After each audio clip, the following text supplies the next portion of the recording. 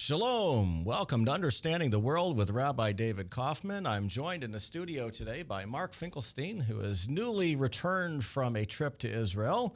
And we will be joined via Skype, possibly with video, possibly without. We're not sure yet, by Izzy Liebler, who is a correspondent, actually a columnist for the Jerusalem Post, and has done a lot of work for various organizations, including international organizations in the Jewish community, throughout his career. And it'll be wonderful to have him on the show in just a few moments. Let's talk about the world in 5 minutes. So the big news, of course, in the United States right now is the shutdown and the pending approach of a debt ceiling cap, which needs to be raised in order for the United States to continue funding its activities.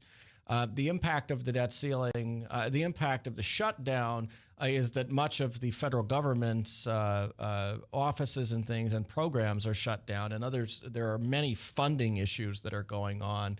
William Daroff just commented the other day that many of the programs, community programs funded by things like the Jewish Federations, receive federal funding, and that federal funding has been cut off. There is a time when those organizations can continue to pay out of their own funds or borrow money and pay it back later, but that will end. And so there is a time between minor damage from a shutdown and major damage from a shutdown. And we're still in some damage, but we haven't hit major damage yet. We're headed in that direction. And if nothing happens between now and the time when we reach the debt ceiling, a failure to increase the debt ceiling and do anything with that would have much more profound impact on a lot of other programs going forward. So we will be addressing that next week and the following week if we get there. In international news and in foreign policy news, Prime Minister Netanyahu spoke at the UN General Assembly and had some wonderful one-liners. Had some of the best one-liners in any speech you're going to have. Just an absolutely fantastically written speech. Of course, the most memorable of all the lines probably is that he said that Rouhani wanted to have his yellow cake and eat it too, which is a great line. Basically saying that he wanted to continue to have his nuclear program and move forward. But he also stressed that Israel will act alone if necessary. And this is important because following the mess with handling the Syria crisis and the Obama administration's decision to go to Congress for approval of any military action against Syria, and the reaction of the American population and leadership toward action against Syria, it lessened significantly the believability that the United States would use military action against Iran anytime soon. And so both in the conversation with Benjamin Netanyahu and then in Benjamin Netanyahu's speech at the UN General Assembly, there had to be a stress that military action was back on the table. President Obama did not mention any possibility of military action against Iran should the diplomacy fail in his own UN General Assembly speech. But he did mention that it was still on the table during the conversations with Benjamin Netanyahu and following them. Prime Minister Netanyahu then, I think, was obligated to exaggerate the possibility of Israel acting on its own. Some people have called it good cop, bad cop, as if there was some plan in place to do that. I'm not sure there is a plan in place to do that. I think that the reality is that because of the way the situation was set up, by the president's failure to mention a military option in his own UN General Assembly speech, and because of the situation of Syria, that Israel was then obligated to make sure that a military threat was on the table, because without a military threat on the table, you can forget a diplomatic solution. Right now, it's certainly the case that it would be difficult to believe that Iran was in fear of an American military strike at this point. That seems like a pretty distant possibility.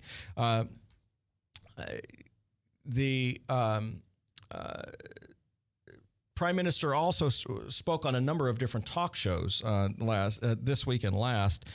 He spoke on Charlie Rose's show and said, my responsibility is to ensure the survival, security, and longevity of the one and only Jewish state. He spoke on Univision, the Spanish language channel, and said that Iran is building long-range ICBMs, international missiles, to reach the United States and wants nuclear warheads to put on them. That's the contention, and that seems to be what the argument is that I've heard from senators and Congress people as well.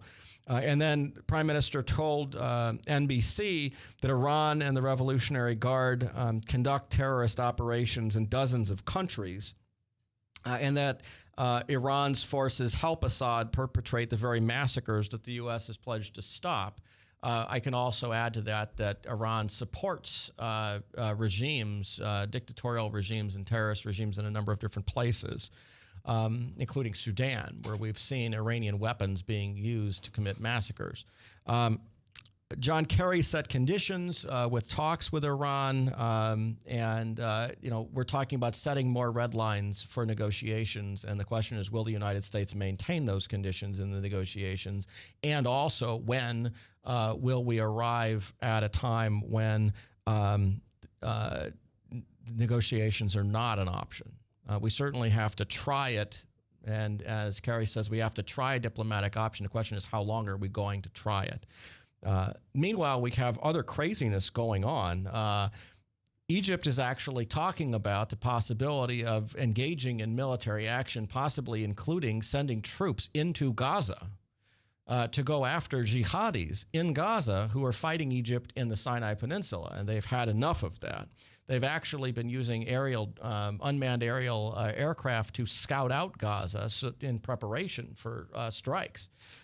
Iran just got appointed to a seat on the UN Disarmament Committee, which is the very committee that is designed to prevent the spread of weapons of mass destruction. And here Iran is with a nuclear program that they don't even want to negotiate about. And just today, Vladimir Putin was nominated for a Nobel Peace Prize. Now, let's get this into context. Vladimir Putin was nominated for a Nobel Peace Prize for keeping a former Nobel Peace Prize winner, namely President Obama, from attacking a dictatorial leader who is committing mass atrocities and war crimes, who has committed mass atrocities and war crimes against his own people. Now, if that makes sense to receive a Nobel Peace Prize, I don't even know what this world is coming to. That's the most ridiculous thing I've ever heard of. But that is the world in, let's say, 8 minutes. We'll be right back after this with Izzy Liebler.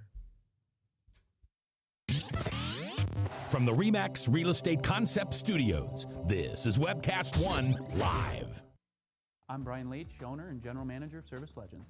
I brought along a couple of the home comfort heroes. Hi, I'm Tammy Wells. I am Nick Wondershide. I'm administrative manager I'm the senior technician from Service Legends. It seems like every good thing, when you feel it to the bone that it's good, there's a lot of hard work put behind it. I don't think that you can fake it and have it turn out good. You know, if we seem like, okay, that's just weird, it's just a furnace, why would you believe so deeply in a furnace? It's not just that, you know, we want to show the world that you can have good service. Yeah, I mean, it's got to be, it's your home. You know, it's built into our daily trainings, it's built into our culture, that we're going to do whatever it takes to have each client say they love us, period. That's why we spend all the hours in the training that we do. And if we guarantee it's going to be a good experience for you, or else it's free, what type of work do you think we're going to do? There is a guarantee.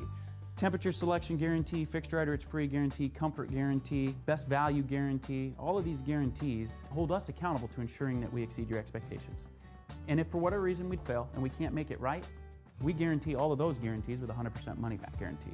I mean, if you don't think that your technician can fix it right, are you going to say that to a client? No.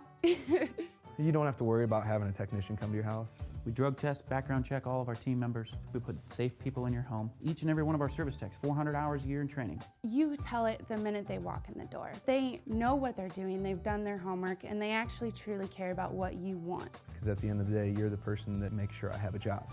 They're going to be listening. They're going to want to know what your challenges are. Then they're going to come and give you options, and you get to choose. If I'm there to help and I make it easy and painless, I did my job right that day. Well, when it comes to your comfort, safety, and your family, you don't necessarily go buy the most expensive, but you get the most bang for your buck. Oh, it's worth it because there's a lot of people that will find a way to get it to work right now and then leave and then come back, charge you again, and the cycle just repeats itself. So when I'm out there looking at the furnace, I want to find why it failed today. How can we change the part today with something that you're not going to have to worry about? Is it worth changing the part today? I mean, you can put a lot of money into a furnace. I can fix parts all day. There's good job security in that for me, but is it the right thing for you? I get a lot of the phone calls of after the technicians are there. They're just in awe. They're like, wow, you guys are great.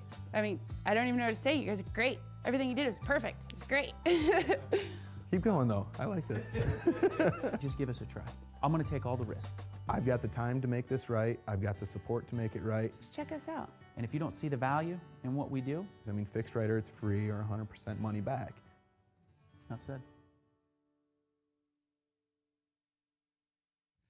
Shalom. Welcome back to Understanding the World with Rabbi David Kaufman. I'm joined in the studio by Mark Finkelstein, and we will be joined momentarily by Izzy Liebler, columnist, weekly columnist from the Jerusalem Post.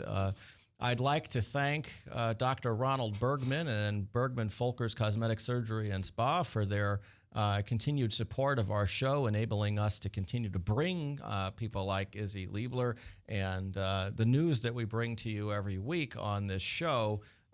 Without his support, we wouldn't be able to do what we're doing. Just as we speak, there are breaking news coming out of Washington concerning shots fired outside the U.S. Capitol building. The story is developing. There was a car chase that the person just headed right into the Capitol. And if you know anything about Washington, D.C., trying to avoid the police by heading toward the Capitol is just not what you do. There's more police sitting right there than probably any other place in the entire country. You could drive into a police station and have fewer police than driving on the street in front of the U.S. Capitol. So there is evidently an officer down, and we don't know what the nature of the injuries are, and we definitely hope for the best in that situation. So our thoughts are with the Capitol Police and the people in Washington, D.C. right now. Izzy, are you on the line with us? I'm on the line. I don't know if you can see me. Well, it's wonderful to have you with us. I'm gonna see if I can hold this instead of putting it on my head, but I'll start with it on my head here. You have quite an extensive bio here on your website, which is iliebler.com. You've been a leader in the Jewish community around the world for decades, and I'm just kind of wondering, from your perspective, what in the world is going on? I mean, there's so many different things going on right now. Everything from Israel diaspora relations, which I know you're interested in. The Pew Research Survey came out the other day and is showing, while I don't really believe in the methodology that they used, and I question some of the results, I know that there are difficulties going on. And then, of course, there's the issues Iran and Syria and all of these things. What do you see as the major issues facing the Jewish world today? There are three issues. The first is the security and long-term viability of the state of Israel. And we faced an existential threat today from Iran, which I believe we're going to overcome, but these are going to be very difficult and troubling days. And one of my great concerns is the decline of American power, because if the United States becomes weaker internationally and regionally, it's not good for us. We can and will defend ourselves, but we need to be associated with a superpower which is strong, which will give us the political and logistical support we need to defend ourselves. The second factor, I think, is a question of assimilation and where the Jewish people in the diaspora are going to go, whether the Jewish people in the diaspora are able to sustain themselves, whether acculturation in an open society, which is devastating many aspects of Jewish communities can be overcome, whether we can find a way where we can maintain Jewish continuity. And of course, the third factor, which you don't face so much in the United States as in the rest of the world, is the fact that, say, 20 years ago, if you spoke about anti-Semitism, a lot of people said, well, the anti-Semite is a species which is becoming extinct. And I think today, there's no question in my mind that the biggest political growth industry in the world, combination of many, many factors, has created a snowball of anti-Semitism, which in many respects is as bad as it was in the 1930s, even though we don't face the same sort of problems because we have a Jewish state and we have an ability to defend ourselves. But the extent of anti-Semitism, where, for example, 150 Europeans believe that Israelis behave like Nazis, that is a form of anti-Semitism because the values there are obviously biased and prejudiced. And in many respects, today in the world, instead of beating up on the Jew, it's much more easier to beat up on the Jewish state. And the anti-Semitism which emerges from that can be seen in many parts of the world. Led by the Muslim world, led by the far left, the extreme right has always been, and of course the traditional anti-Semitism which has been embedded in European culture for thousands of years. Izzy, this is Mark in Des Moines. You have a lot of fans here in Des Moines, as a matter of fact. Let me ask you about American foreign policy. What do you believe motivates the direction it's taking? I believe that your president has the positive objective of building a bridge between the United States and Islam. I think that he's sadly mistaken when he believes that he can achieve that by appeasing Islamic and Islamist elements. And I think that his whole policy in this particular context has been extraordinarily unfortunate. And I think that we in Israel are the receivers of much of this because we're on the front lines. And in a sense, the Arab world is saying to him, if you can force the Israelis to come and achieve a settlement with us at our terms, which means basically disappearing from the map because it's a question of Jewish sovereignty. It's not a question of real estate, or the Palestinians would have had a state already a long time ago. I think that this is a major problem for us in terms of American policy. And the fact that he has the belief that America should be less interventionist, that America should take a back row position in world affairs and allow countries to be more expressive, which means allowing rogue states to have a free run. So much as I admire certain aspects of your president, I feel that in this particular context, as an Israeli, I'm very concerned. And I would say that a lot of people throughout the world are very concerned because they want to see a strong and powerful America. Izzy, do you think this is in some way a reaction to some excesses from some prior U.S. presidents? Is it some utopianism or perhaps some ideology that hasn't been fully explained yet? I think it's an ideology which is not directly expressed by, and possibly not even conscious on the part of the president himself. But it's certainly not just a reaction because he has demonstrated when he wants to, he can also be tough. I think it's this belief that by being nice to rogue states, you win them over. And I think that after the experiences of the last 4 or 5 years, the last 4 years certainly, he should have realized that this is a counterproductive policy and it has harmed him and harmed the United States and harmed, I believe, the free world. Did you see this evidence in his initial speech in Cairo in 2009? Was it? I think the speech in Cairo in 2009 was the core of it all because there he tried to extend even to the Muslim Brotherhood. Now, here I'm being perhaps controversial, but I feel that it was a catastrophic blunder to have any dealings with the Muslim Brotherhood. I consider the Muslim Brotherhood to be an evil Islamic extremist group. It's the body which spawned the terrorist group Hamas. It's a body which has engaged in terrorist activities. It's a body that I think represents the evil that there is in Islamic extremism. And to have tried to come to terms with them as he did then, and to have pushed over Mubarak, who was no saint, and I would have liked to have seen Mubarak less authoritarian, but he was still a real ally of the United States. I think he gave a shock to a lot of the other moderate Arab states, none of which are democratic, but made them think twice whether they can rely on the United States as a friend. Putin, the Russian dictator, certainly stood by his mates better than President Obama stood by Americans' friends, and I'm talking here about the Egyptians in particular. Yeah, and let's talk for a moment about Egypt as we're sitting here. I read an article about Egypt having unmanned aerial drones, essentially, overflying Gaza as preparation for potential military action against Gaza. They're fighting a war with the Muslim Brotherhood, and the world isn't even paying attention to it. I think only the Israelis may even be noticing that anything is going on. What can you tell us about that conflict between Egypt and Gaza and the jihadis and what's going on now with the Muslim Brotherhood? Look, Egypt today is not what I would call a democratic state by any stretch of the imagination. And I have my grave doubts whether it will become a democratic state in the short term.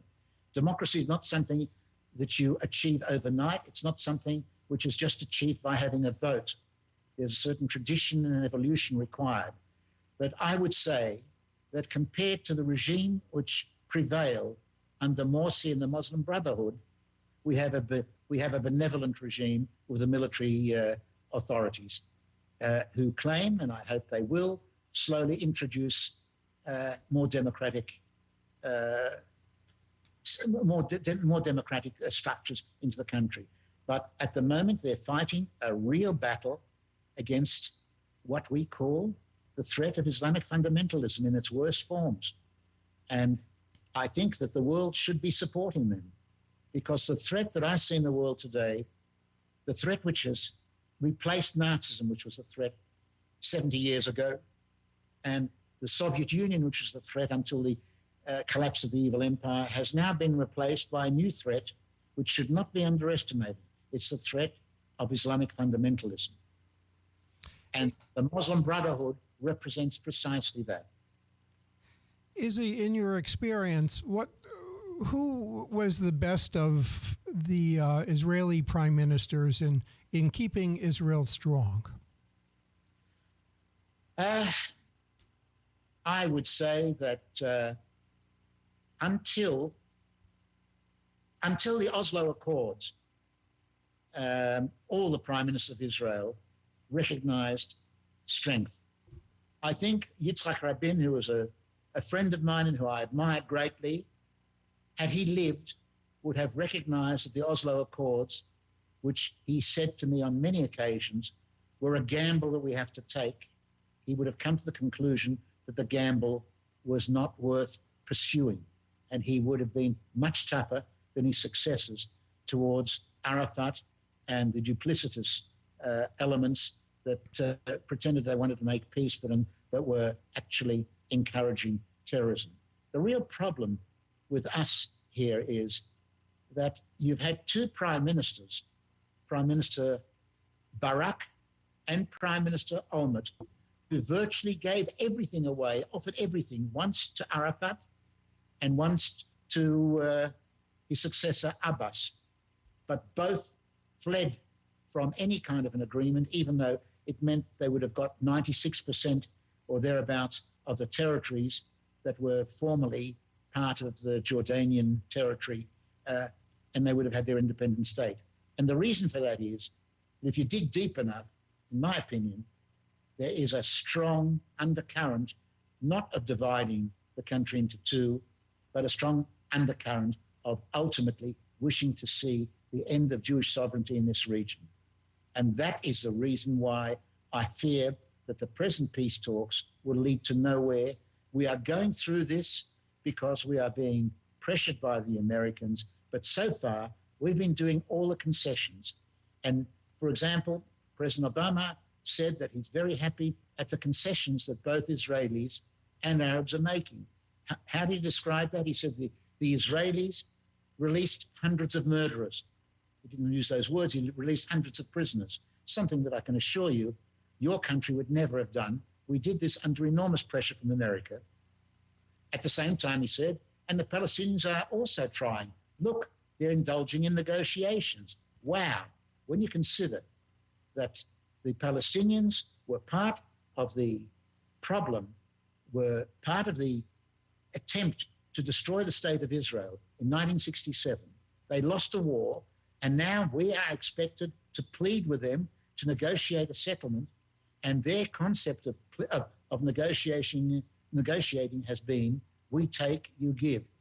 That's not the way to find a solution. And believe me, the Israelis, myself included, would give anything to try to find an accommodation. We don't want to rule over Arabs. We want to separate ourselves. We can't do so under the circumstances where we cannot secure ourselves in a sense and ensure that our children will not become targets of terrorists and of foreign countries. Izzy, how do you understand the criticism that comes, for instance, from Haaretz? Haaretz is a newspaper which would be regarded in the United States or in the West as a far left fringes. It has a circulation of about 5%. It has a declining circulation over the last few years because I think that today in Israel there's a greater consensus than there has ever been. There's no more talk about retaining all of the Palestinian territories because we do not want to absorb all these Arabs. We want to have two states. We want to have two states which are going to be able to coexist together with one another. And at this stage, until we have an Arab leadership that is willing to genuinely coexist, the talk of two states is only talk. But I can assure you that the vast majority of Israelis, there are some that don't, on the both extreme right and extreme left, but the vast majority, probably 75, 80%, will be prepared to make major sacrifices to come to an accommodation. It's the other party which is intransigent because it is not an issue of territory as it would appear to be. It is an issue of our sovereignty and our ability to survive as a Jewish nation, which they're not even prepared to recognize. Now, Izzy, one of the things that I think has been an interesting development with the weakening of the United States threat against Iran is that Israel's attempts to work with its Arab neighbors to form a threat against Iran may be rising, and that may actually be a benefit for Israel in the long run, no matter what the U.S. does. It would be nice to get the U.S. to re-engage, but the fact that Israel is able to work behind the scenes with some of those Arab countries is a positive development. Can you talk a little bit about that? Look, I don't want to exaggerate that. I can see us working with the more secular inclined ones, but look, we may have a common interest with Saudi Arabia, but the Wahhabi ideology which Saudi Arabia has exported throughout the entire world can hardly make them a long-term partner for peace for us. And that's why I say there's a certain element of fantasy in believing that these people with their extreme ideology, fanatical ideology, can never come to terms with a Jewish state. If they can come to terms, and if the situation becomes aggravated enough that it's more than just a pragmatic get-together to pressure the Iranians who threaten them, that would be, as they say, min hashamayim, from heaven. We would certainly welcome it. But at this stage, I would not like to delude myself that we're there yet. The good thing for us has been that Egypt has broken away from the Muslim Brotherhood. And whilst we may not be allies with Egypt, we can collaborate, and we do have genuine identity of interest in certain things, particularly terrorism, with them. Well, let's move on. Speaking of allies and speaking of the Muslim Brotherhood, let's move north a little bit. How about Turkey, the historic ally of Israel that has now become one of the leading supporters of the Muslim Brotherhood in the world? What are your thoughts about Israel's relations with Turkey and what Turkey's own future looks like?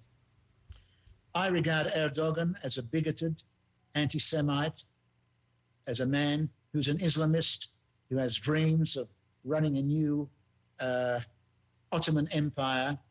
I think he was deeply disappointed when the Muslim Brotherhood was pushed out of Egypt because he was looking to have links with them. And the Israelis, under pressure, again, from President Obama, and out of a desire to work with Turkey, because we did have, as you say, long-standing relations with them, and they were very good, tried, even went through the farce of apologizing for killing terrorists who were trying to kill our troops. We went through the farce of apologizing and even paying compensation to their families. Again, something which no other country would do. We did that for the sake of peace. But he did not live up to the commitments that he made. And as of now, he's still trying to exclude Israel from any participation in NATO or any other international affairs. As long as Erdogan is there and in control, I feel very disillusioned about our relationship with Turkey.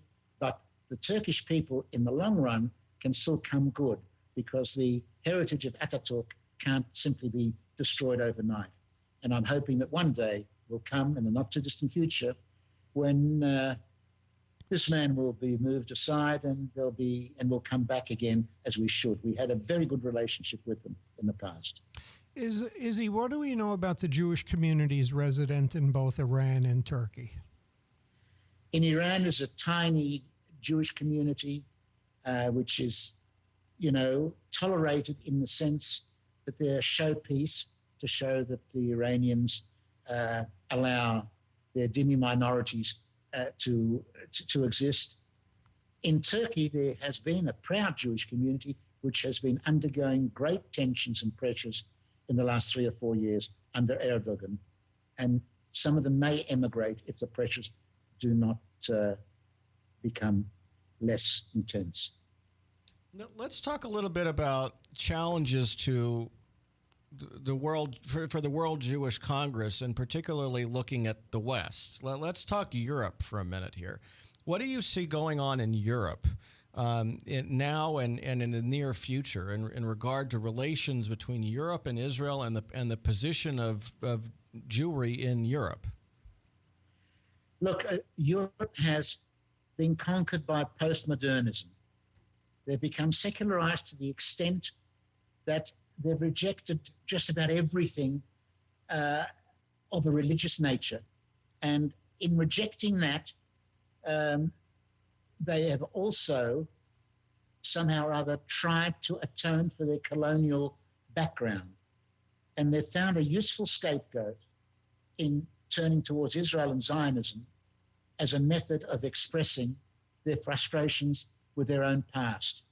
That is one of the factors why there is such a lack of understanding by the Europeans towards Israel. There's also the impact of the Muslim minorities, which have become very, very important political elements in many of these countries, particularly in France, Belgium, and certainly, and even in England, not to mention Scandinavia, which have encouraged them. And there has been a revival of the anti-Semitism that we all thought was gone. It was obviously just dormant and has come back again. The culture of hundreds of years is coming back to the forefront. Put all those things together, and the economic crisis that Europe is going through, it's a pretty dismal picture, both for Jews and for relationships with Israel. Even though governments are probably better than public opinion, because public opinion has absorbed anti-Semitism immensely. There's a book by Manfred Gerstenfeld here in Israel, where he discusses the fact that 150 million European adults consider that Israelis and Nazis are birds of a feather. Now, that is something horrific. And when you have Europeans in polls saying that the greatest threat to Europe, to the world's stability is not just North Korea or Iran, but Israel, then you know that people have got things pretty much back to front.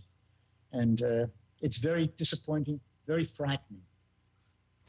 Izzy, which of the European leaders do you consider allies of Israel? How about Merkel of Germany, perhaps?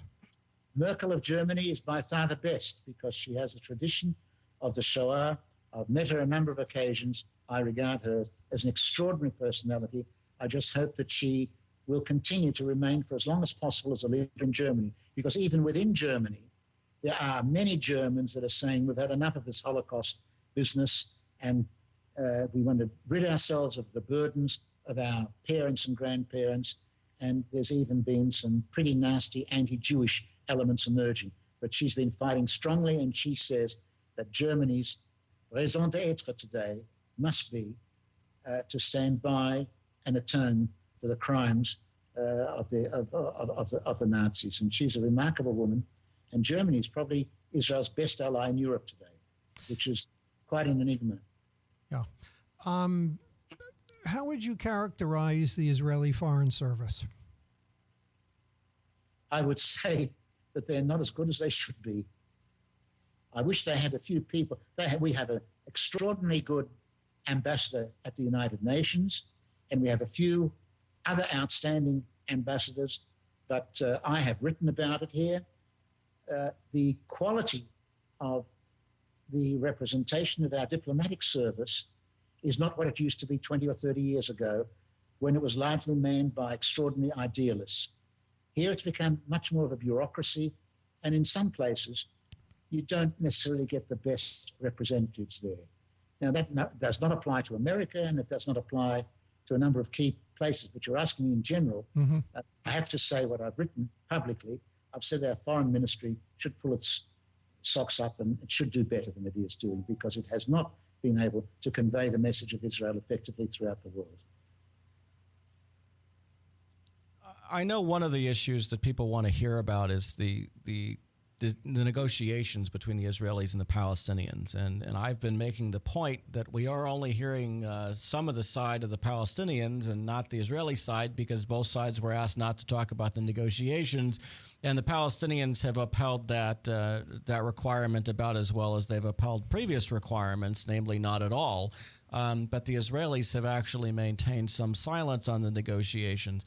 I'm kind of wondering what you think is a reasonable possibility coming out of this. I've heard people talk about temporary, some minor steps forward. But the Palestinian leadership seems to say that anything other than a full, complete agreement isn't going to happen. What are your thoughts on what might come out of this, if anything? Look, what's going to come out of this is a blame game. And we're very, very keen to demonstrate with sincerity that we're willing to make all the sacrifices for peace, but we're not prepared to sacrifice our children and our grandchildren and create a situation where our security is going to be jeopardized. And I think that Prime Minister Netanyahu made that very clear in the few minutes that he spent in his speech when he referred to it. One of the key obstacles to all of this is that Palestinians talk about the Arab refugee right of return, which effectively means that anything, and that means not only Arab refugees, because the majority of Arab refugees have already passed on to another world. It's a long time ago. But we're talking now about their descendants. So we're talking about 5 or 6 million people coming back into Israel, which of course would mean the end of a Jewish state and the end of Israel. No Israeli politician can ever come to terms with this. And the Arabs have said they'll wait 1,000 years if necessary, but they will never give up on this. And Abbas, who I consider to be somewhat duplicitous because he talks very nicely sometimes in the United States, but at the same time, he spends a great amount of his own limited budget and money that he gets from other countries to commemorate terrorists and to set up pensions for families have relatives who blew themselves up and killed Israelis. I mean, he's a very duplicitous fellow. He too, I think, even if he wanted to do it, would be murdered the next day if he gave up. So I'm very sad to say, as are most Israelis, I cannot see anything coming out of this, and I consider it somewhat of a charade that we're going through because we're desperate to show the world, and particularly the United States, that we want to go and do what we can. I am totally pessimistic about a realistic outcome. What could be achieved would be some sort of an interim solution, but if the Palestinians say they're not prepared to accept even that, then we won't even be making a step forward. What they're trying to do, the Palestinians, is to get us to make commitments step by step and kind of piece by piece take us apart. I think we've come to the level where we say no more unilateral concessions. The last unilateral concession was made when we pulled out of Gaza, and all that happened there was that it turned into a nest for terrorists. It was used as a vehicle to bomb our civilian population with rockets. So I think the time of unilateral concessions is over. There are a lot of people who, I believe, think that if Israel believes the negotiations are a charade, that the Israeli government can be bold in what it pronounces out loud, and with the expectation that the Palestinians will never reply positively to it. Do you share that opinion? I'm sorry, I didn't quite catch you. Okay. If it's a charade we're dealing with in the negotiations, is there something that Israel can say that would sway international opinion, knowing that the Palestinians would not even accept whatever it is that Israel puts on the table that seems to be wonderful? Well, it's very difficult to negotiate and to give up things in advance, because that's taken as a next step forward, as a benchmark for the next negotiation. Olmert, for example, gave up 97% of the territories, offered them. He also offered, which I don't think the people of Israel would have accepted, to give over virtual total control of the Temple Mount, which is equally important to the Jews as it is to the Muslims. Now, after having been knocked back from that, and after saying we want to have two states, what more can we do other than be specific, even more specific? How can we be more specific? We say that we're not going to give up the settlement blocks, which represent about 2 or 3% of the territories, and the rest is up for negotiations. We can't say more than that. What we want is security. One of the things that that I find difficult when I'm talking to people about all of these issues, whether it's Iran, Syria, Egypt, or the Israeli-Palestinian conflict, is this idea that you mentioned in your recent article about a misreading of reality. And I just see this idea that there's a narrative out there that simply is not in touch with reality. That there's this narrative out there that says everybody is willing to get along. All we have to do is figure out what it will take for them to get along, and everybody will just stop fighting. I mean, that seems to be the narrative that is out there. Do you see that when you're talking to people? Well, that's the problem, the Alice in Wonderland situation. But the question I have to ask you is, how can you convince the American administration that this is the case? We've tried desperately to do so. They say it's not the case, and they listen to the soothing words which are spoken to them by Palestinian leaders who say the very opposite to their people, and who, if you looked at the incitement to hatred, which is taking place within the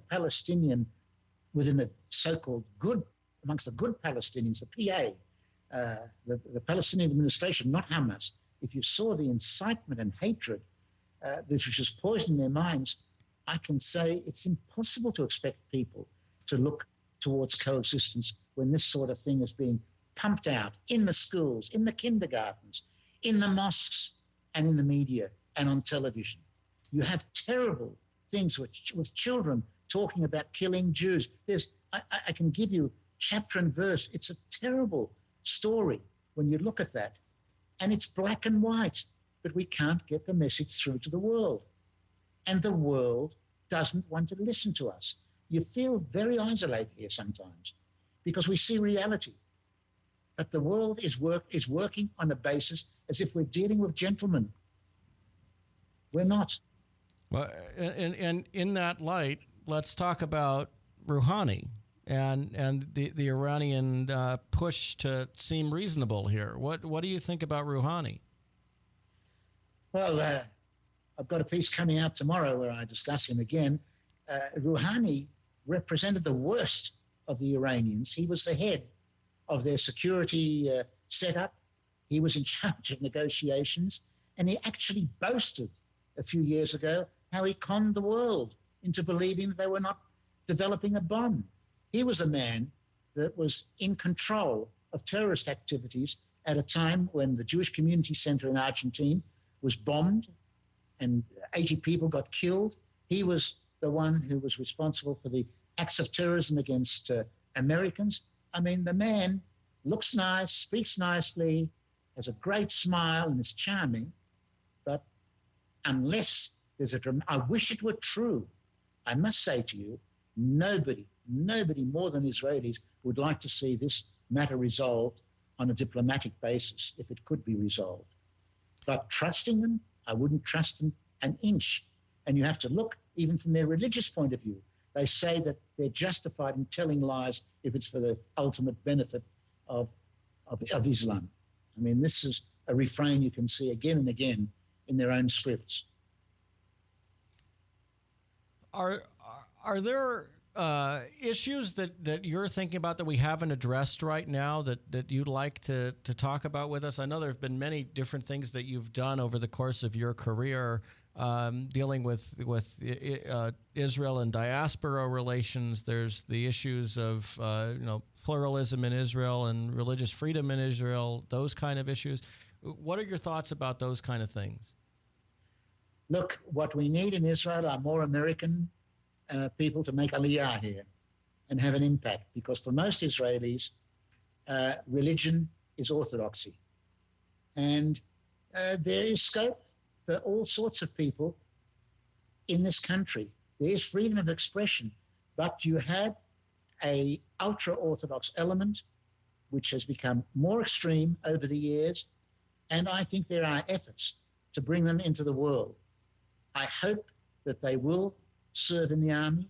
I hope that they will get gainful employment, because once they become part and parcel of Israel's society, I believe that they'll become much more open-minded to people who think otherwise than them. At the same time, one has to respect them. They have their way of life, and they should be entitled to their way of life. They should be willing to allow Jews who think otherwise to think differently. I myself am Orthodox, but I don't go along with some of the extremism on both sides. In that light, I guess, what do you think of the results of the recent Israeli elections and the new leadership that doesn't include the ultra-Orthodox parties? How do you see that as what impact is that having now? And also, do you see that as a trend moving forward or as an exception? Well, that's a very good question, and I wish I knew the answer. Initially, I was very optimistic. Now, I'm beginning to wonder, because everybody seems to be going their own way. One of the weaknesses of Israeli politics is there's no concept of cabinet responsibility. Every minister believes he's a mini prime minister. The prime minister makes a statement, and two ministers get up and say the very opposite. This is chaotic. It creates confusion amongst Israelis. It creates confusion amongst our friends. And I think it strengthens our enemies. I think that what is needed is for our government to get its act together. And once they make a decision, they act as a responsible government should act. If a minister feels that he's really against something, he's got to speak up against it, let him do so, but he has to resign. Otherwise, he should accept the majority viewpoint. There's got to be some sort of collective responsibility. That's what's lacking now. We're very fortunate. Netanyahu is a remarkable man. He stands head and shoulders above anybody else for the time being. He is gifted with extraordinary communication skills, as you've seen whenever he's spoken at the United Nations or elsewhere. At the same time, he's a one-man band, and I would be happier to see him working closer with a group as a collective rather than as an individual. I have faith in the government of Israel with all its weaknesses. If you look at what we've achieved in this last 40 years, well, ever since we've been created, if you look at the extraordinary achievements of Israel, if you look at the IDF, the way it's able to look after itself, if you look at the social, cultural, and religious phenomenon that has developed in this country, it's one of the most exciting countries in the world. I come from Australia, which really, in terms of quality of life, you can't do better. But I can't say I look back one moment since I've made Aliyah and came to Israel. because this is a country where people who are really committed to Judaism, this is the place where it breathes, where you live part of it, and where you see a future growing, and where you have confidence that whatever will be, this country will overcome its obstacles and challenges. And I am very confident of that. Izzy, how did Israel get in the habit of trading thousands of people for one captive? Sorry? How did Israel get in the groove of having to trade thousands of terrorists for one Israeli captive? Where did that come from? I think it came out of a misplaced sense of humanity for that person, and out of media drawing attention to his suffering, and the general concept of Israelis not leaving a soldier who's alive alone. And the whole idea of kidnapping and so on has great roots, pretty sad roots in Jewish history. Yes, but of I course. think it has had catastrophic consequences. And I think that for the one person that you saved, we've endangered hundreds and will endanger more. And I am on record of having said that release of these terrorists, even though we were under enormous pressure from your government, to my mind, was wrong. And I think the vast majority of Israelis go along with that. I mean, it's taken the incentive, it's given an incentive for terrorists to say, well, we'll be in jail for a little while and something will happen and they'll have to let us go.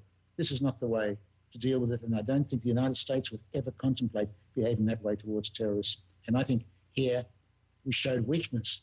We show extraordinary strength in some ways, but sometimes our humanity brings us to make big mistakes. And this was a big mistake, even though, I can understand the motivations, but I think one can't just be governed by the heart. One has to be governed also by rationality and by taking into account the consequences of one's actions. Well, I'd like to thank you for joining us on Understanding the World today. And we certainly hope that our viewers will take the time to read your columns in the Jerusalem Post. And you also have a wonderful website, Candid from Jerusalem. Is that right? Candidly speaking. Candidly speaking from Jerusalem. And